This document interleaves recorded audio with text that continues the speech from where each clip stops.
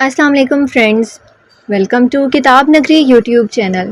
کتابوں کی نگری میں خوش آمدید۔ میں ہوں آپ کی ہوسٹ اقرا یاسین، اور آج میں آپ کے لیے لے کر آئی ہوں ام آسمہ سعید کے قلم سے تحریر کردہ ناول جذبوں کی تجارت کے ایپیسوڈ نمبر 18 کو لے کر۔ اس ایپیسوڈ کو سٹارٹ کرنے سے پہلے آپ کر لیجئے ہمارے چینل کو سبسکرائب، ویڈیو کو لائک اور کلک کر لیجئے بیل آئیکن کو۔ اب آتے ہیں ایپیسوڈ کی جانب۔ کیا کہا آفاق بھائی؟ ڈاکٹر نواز یہ وہی ہے نا جو احمد انکل کے پوسٹ مارٹم کے دن سے لاپتہ تھے؟ مجتبیٰ نے تصدیقی لہجے میں کہا۔ ہاں یہ وہی ہیں۔ اس دن کریم کو شک ہوا تھا، لیکن صورتحال ایسی تھی کہ ہم اس وقت کچھ نہیں کر سکتے تھے۔ وہاں کا ڈاکٹر اظہر انچارج تھا، اس نے ہی احمد انکل کے پوسٹ مارٹم کی رپورٹ تیار کی تھی۔ سمجھ نہیں آ رہی، پہلے انکل احمد کا قتل ہوا اور اب ڈاکٹر نواز کا۔ کون ہے جو ثبوت مانگنے کے لیے، مٹانے کے لیے لوگوں کا قتل پر قتل کر رہا ہے؟ آفاق اس کیس کو لے کر مزید الجھتا جا رہا تھا۔ آفاق بھائی آپ ڈاکٹر اظہر سے جا کر بات کیوں نہیں کر لیتے؟ مجتبیٰ نے اپنی سوچ کے مطابق کہا۔ کر لیتا بات، لیکن وہ یہاں نہیں ہے، وہ ملک سے باہر ہے۔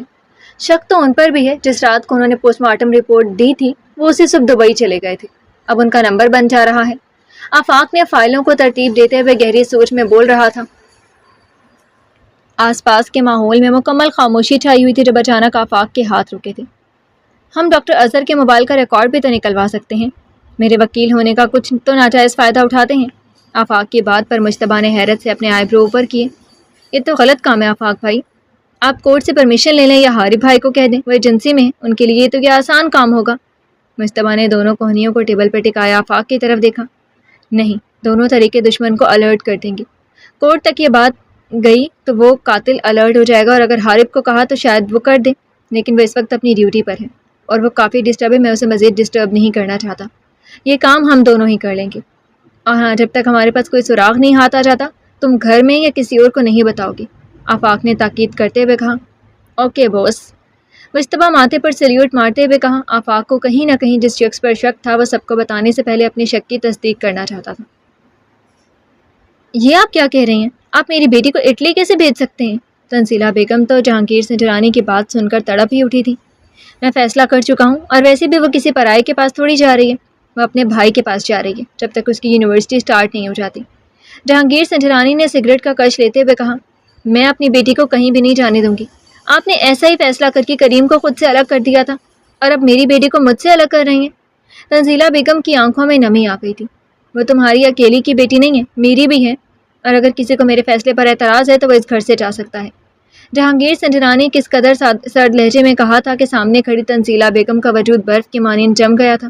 وہ سوچ بھی نہیں سکتی تھی کہ جہانگیر سنجرانی اس کی وفاداری کا، اس کی محبت کا یہ صلہ دیں گے۔ جہانگیر سنجرانی اپنا فیصلہ سنا کر کمرے سے باہر چلا گیا، اور وہیں تنزیلہ بیگم جو بے جان سی ہو کر ڈھہ گئی تھی۔ ممی، حورین جو جہانگیر سنجرانی کے کمرے میں کسی کام سے آنے والی تھی، سب باتیں سن کر وہ بھی وہیں شاک تھی۔ جہانگیر سنجرانی کے باہر نکلتے ہی حورین جو پلر کے پیچھے چھپ گئی تھی فوراً کمرے میں داخل ہوئی۔ ممی یہ ڈیڈ کیا کہہ رہی ہیں؟ میں کیوں اٹلی جاؤں گی؟ مجھے نہیں جانا، مجھے آپ سب کے پاس رہنا ہے، پلیز آپ ڈیڈ کو سمجھائیں۔ حورین کی آواز آنسوؤں سے بھر گئی تھی۔ اب کچھ نہیں ہو سکتا حورین، تمہارے ڈیڈ جو فیصلہ کر لیتے ہیں ان کے فیصلے کو کوئی نہیں ٹال سکتا سوائے کریم کے، اور کریم یہاں ہے نہیں، اور اگر اس سے بات بھی ہوگی تو مجھے یقین ہے کہ تمہارے ڈیڈ اس کی کال پک نہیں کریں گے۔ تنزیلہ بیگم کی آواز میں بے بسی ہی بے بسی تھی۔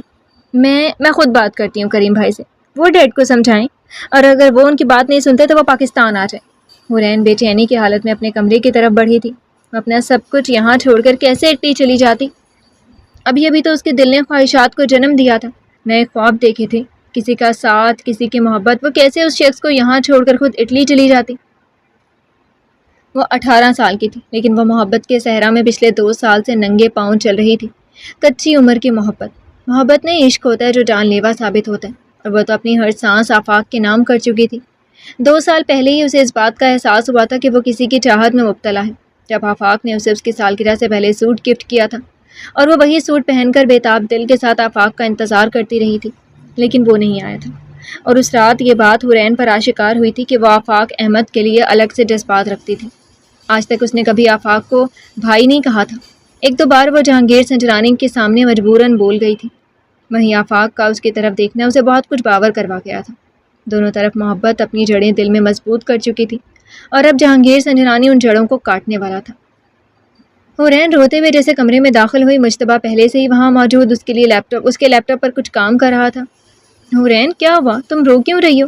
مجتبیٰ بے چین ہو کر صوفے سے اٹھا۔ مجتبیٰ بھائی وہ ڈیڈ مجھے اٹلی بھیج رہے ہیں، میں نے نہیں جانا، پلیز آپ ڈیڈ کو کہہ دیں کریم بھائی سے بات کریں۔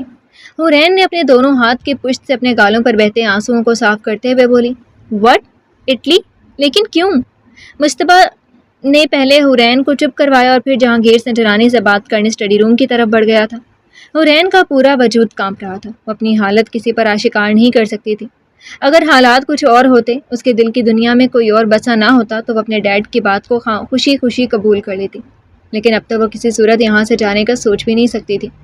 مجتبیٰ نے جہانگیر سنجرانی کو ہر طرح سے منانے اور سمجھانے کی کوشش کی تھی، لیکن وہ نہیں مانے تھے، کیونکہ جو کچھ وہ جانتے تھے وہ مجتبیٰ نہیں جانتا تھا۔ اور اب یہ بات حورین تک بھی پہنچ چکی تھی کہ جہانگیر سنجرانی نے مجتبیٰ کی بھی بات نہیں سنی۔ وہ اب ہمت ہار کر بیٹھ گئی تھی، اس کا وجود آگ کی مانند دہک رہا تھا۔ وہ شام سے اپنے کمرے میں بند تھی۔ جب تنزیلہ بیگم نے آ کر اسے کھانے کے لیے کہا تو وہ اس کے ہاتھ پکڑتے ہی ڈر گئی تھی۔ حورین کو کوئی ہوش نہیں تھا، وہ نیم بے ہوشی کی حالت میں تھی اور اس کا پورا جسم آگ کی طرح چل رہا تھا۔ تنزیلہ بیگم نے فوراً مجتبیٰ کو کال کی جو آفاق کے ساتھ کام سے باہر تھا۔ حورین کی طبیعت کا سن کر جہاں مجتبیٰ پریشان ہوا تھا، وہیں آفاق کی جان پر بن گئی تھی، اور کچھ ہی دیر میں وہ دونوں ڈاکٹر کے ساتھ حورین کے کمرے میں موجود تھے، جہاں تنزیلہ بیگم کے ساتھ جہانگیر سنجرانی اور اریبہ منصور موجود تھیں۔ آفاق کو دیکھتے ہی جہانگیر سنجرانی کے ماتھے پر بل پڑ گئے تھے، جسے آفاق نے بھی محسوس کیا تھا۔ ڈاکٹر حورین کو چیک کر کے چلا گیا تھا، اور جہانگیر سنجرانی اپنے اسٹڈی روم میں وہ آفاق کو اپنے سامنے نہیں دیکھنا چاہتے تھے۔ تنزیلہ بیگم اور اریبہ حورین کے پاس ہی تھی۔ یوں اچانک کیا ہوا کہ حورین کو اتنا تیز بخار ہو گیا؟ آفاق ڈاکٹر کو چھوڑنے کے بعد مجتبیٰ کے کمرے میں موجود تھا۔ ڈیڈ نے حورین کو کریم بھائی کے پاس اٹلی بھیجنے کا کہا ہے۔ بس وہ یہی بات سن کر پریشان ہو گئی تھی۔ مجتبیٰ کی بات سن کر آفاق جو ٹانگ پر ٹانگ رکھے دائیں ہاتھ سے ماتھے کو مسل رہا تھا، یکدم چونکا۔ اٹلی؟ لیکن کیوں؟ آفاق کے لیے یہ بات بھی حورین کی طرح قابل قبول نہیں تھی۔ کسی کو نہیں پتا، ڈیڈ نے اچانک فیصلہ کیا ہے اور سب اس لیے خاموش ہیں۔ میں نے بھی ڈیڈ سے بات کی لیکن وہ نہیں مانے۔ مجتبیٰ بات کرتے ہوئے اپنے لیپ ٹاپ پر نظریں جمائے بیٹھا تھا۔ میں بات کرتا ہوں۔ آفاق ایک دم سے صوفے سے اٹھا، لیکن اگلے ہی لمحے اسے جہانگیر سنجرانی کے ماتھے پر پڑے بل یاد آ گئے۔ کہیں حارب نے ڈیڈ کو بتا تو نہیں دیا؟ آفاق کے دل کو کچھ ہوا تھا۔ اگلے پل وہ گہرا سانس لے کر رہ گیا تھا۔ وہ اپنی محبت کی وجہ سے حورین کو تکلیف نہیں دینا چاہتا تھا۔ اس پل کے لیے اس نے خود کو تیار کر رکھا تھا۔ تھوڑی دیر بعد ہی آفاق اسٹڈی روم میں جہانگیر سنجرانی کے سامنے کھڑا تھا، اور ان کی نظروں سے ہی آفاق سمجھ گیا تھا کہ جہانگیر سنجرانی سب جان گئے ہیں۔ میں نے تمہیں نام دیا، عزت دی، ایک مقام پر لا کر کھڑا کر دیا، اور تم نے میرے ہی گھر میں میری بیٹی کے ساتھ، شرم آ رہی ہے مجھے یہ لفظ بھی بولتے ہوئے، لیکن تمہیں شرم نہیں آئی یہ جذبات اپنے دل میں پیدا کرتے ہوئے؟ جہانگیر سنجرانی کا غصہ ساتویں آسمان پر تھا۔ آواز غصے سے بھری لیکن قدرے دھیمی تھی۔ وہیں تنزیلہ بیگم جہانگیر سنجرانی کے لیے شام کی چائے لے کر آئی تھی، اور اسٹڈی روم سے آوازیں سن کر اس کے قدم وہیں رک گئے تھے۔ میں مانتا ہوں ڈیڈ، یہ سب نہیں ہونا چاہیے تھا، لیکن ہو گیا۔ اس میں حورین کی کوئی غلطی نہیں ہے، آپ اسے اٹلی بھیج کر اس پر اتنا ظلم نہ کریں۔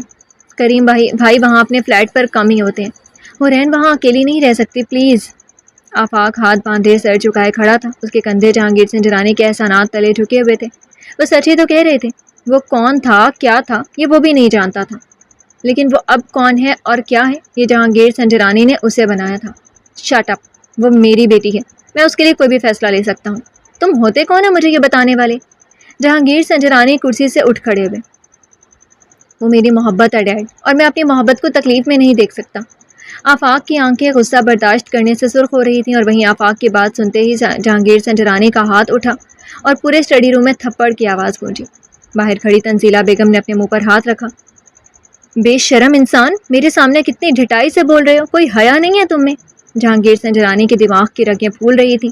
وہیں آفاق نے اپنے گال پر ہاتھ رکھتے ہوئے ہلکا سا مسکرایا تھا۔ آپ ایک تھپڑ نہیں 100 تھپڑ مار لیں مجھے، میں نے آپ کو اپنا ڈیڈ صرف کاغذات میں نہیں مانا، دل سے بھی مانا ہے۔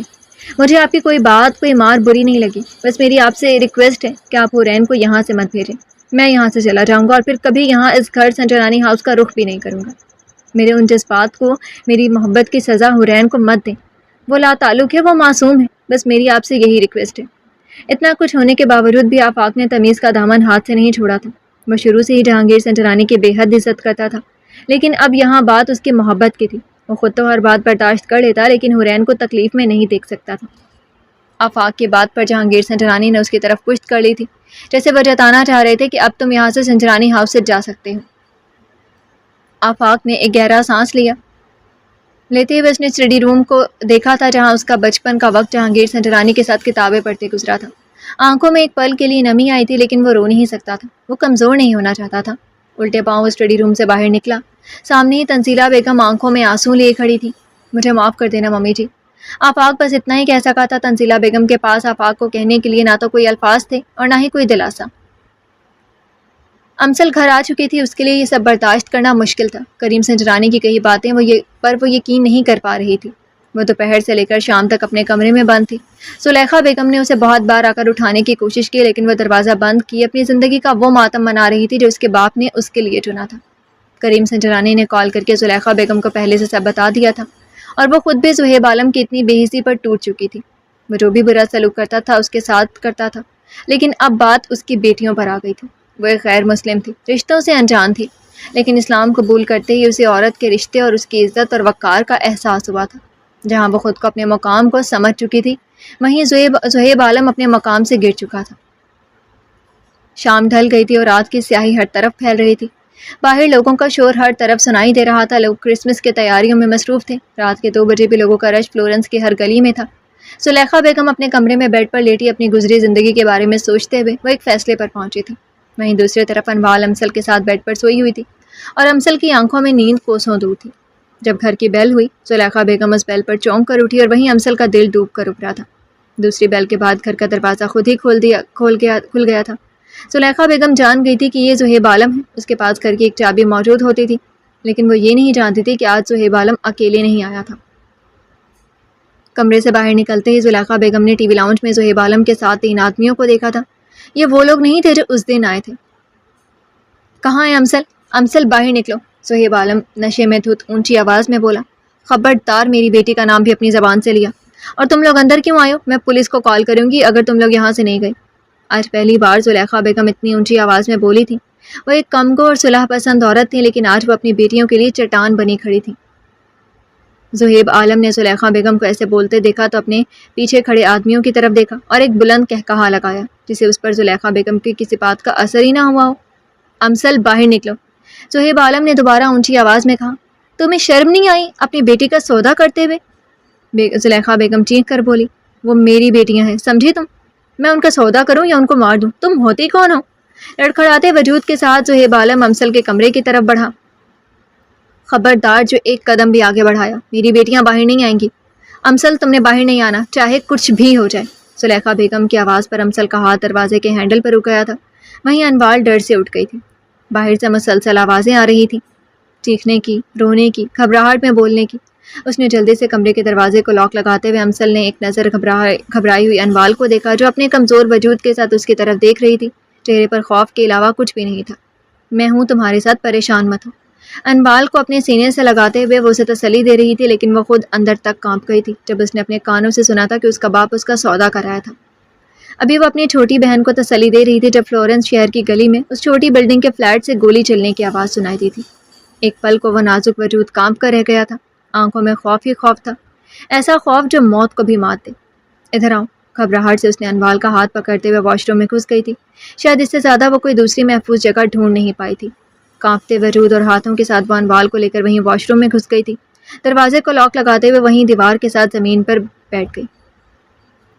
باہر آنے والی آوازیں ختم ہونے کا نام ہی نہیں لے رہی تھیں۔ ایک تماشا تھا جس کا اختتام ہی نہیں ہو رہا تھا۔ سردی کے موسم میں ماحول میں گھٹن کا احساس بڑھتا جا رہا تھا۔ اندر وہ اپنی بہن کو لے کر بیٹھی تھی تو باہر اس کی ماں اکیلی تھی۔ باہر کیا ہو رہا تھا، کون کس کو مار رہا تھا، وہ کچھ نہیں جانتی تھی۔ اسے ماں کا حکم ماننا تھا، بہن کو بچانا تھا۔ خود کے بارے میں تو اس نے سوچا ہی نہیں تھا۔ جب اچانک اسے اپنی ماں کی گھٹی گھٹی آواز سنائی دی، انوال جو اس کے سینے میں منہ چھپائے بیٹھی تھی، اس پر اس کے ہاتھوں کی گرفت مضبوط ہوئی تھی۔ بات شاید اتنی چھوٹی نہیں تھی جتنا وہ سمجھ رہی تھی۔ شاید ہر روز کی طرح یا ہر ہفتے کی طرح کچھ پل کو یہ تماشا لگے گا اور ختم ہو جائے گا، لیکن نہیں، ایسا نہیں ہوا۔ بڑھتے وقت کے ساتھ تماشا دیکھنے والے بھی بڑھ رہے تھے، آوازوں میں اضافہ ہو رہا تھا۔ ایک پل کو اس نے اپنا موبائل نکالا، کانپتے ہاتھوں کے ساتھ اپنی فون بک سے ایک نمبر ڈائل کیا۔ چنگ کا نمبر ملایا، جواب نادر۔ ایفا کا نمبر ملایا، جواب نادر۔ جیمز کا نمبر ملایا، جواب نادر۔ ایک ایک کر کے فون بک ختم ہو رہی تھی۔ خوف بڑھتا جا رہا تھا۔ جب اس کا ہاتھ ایک نمبر پر رکا، لائر مین، جھوٹا آدمی۔ گردن بے اختیار واش روم کی کھڑکی سے نظر آتے آسمان پر گئی، اور ساتھ ہی وہ 1 سیکنڈ میں فیصلہ کر چکی تھی، اور اس کے فیصلوں کا وقت بس 1 سیکنڈ ہی ہوتا تھا۔ کیا آپ آ سکتے ہیں؟ جی، میرے گھر پر، مجھے آپ کی مدد چاہیے۔ پہلی بیل پر کال اٹھا لی گئی تھی۔ رات کے 2 بجے دوسری جانب کریم سنجرانی اس کی گھبرائی آواز سن کر سمجھ گیا تھا معاملہ کچھ خراب ہے، اور کال نے بھی 1 سیکنڈ کا ٹائم لیا تھا اور کال بند ہو گئی تھی۔ اگلے 10 منٹ میں فلورنس کے شہر کی اس گلی میں پولیس وین سائرن کی آوازیں گونج رہی تھی، اور اسی پل اس امسل نے اپنے اس 1 سیکنڈ کے فیصلے پر لعنت بھیجی تھی۔ وہ بھی چاہتی تو پولیس بلا سکتی تھی، مگر اسے پولیس کو نہیں بلانا تھا۔ اور باہر گلی میں کھڑا کریم سنجرانی جو ڈھیلی ٹراؤزر شرٹ میں سوئے چہرے، نائٹ سوٹ میں بکھرے بالوں کے ساتھ ٹراؤزر کی پاکٹ میں ہاتھ ڈالے اس عمارت کو دیکھ رہا تھا جہاں سے ابھی اسے کال آئی تھی۔ اندر کسی کو گولی لگی تھی، باہر کھڑا وہ نہیں جانتا تھا، اور نہ ہی اندر کمرے کے واش روم میں گھبرائی بیٹھی امسل۔